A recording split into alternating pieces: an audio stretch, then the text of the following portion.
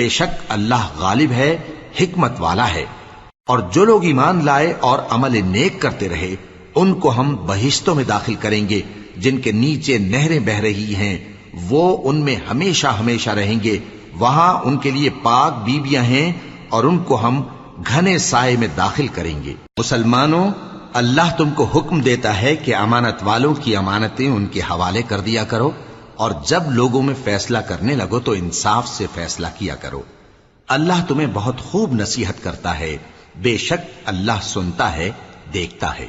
مومنوں، اللہ اور اس کے رسول کی فرما برداری کرو، اور جو تم میں سے صاحب حکومت ہیں ان کی بھی۔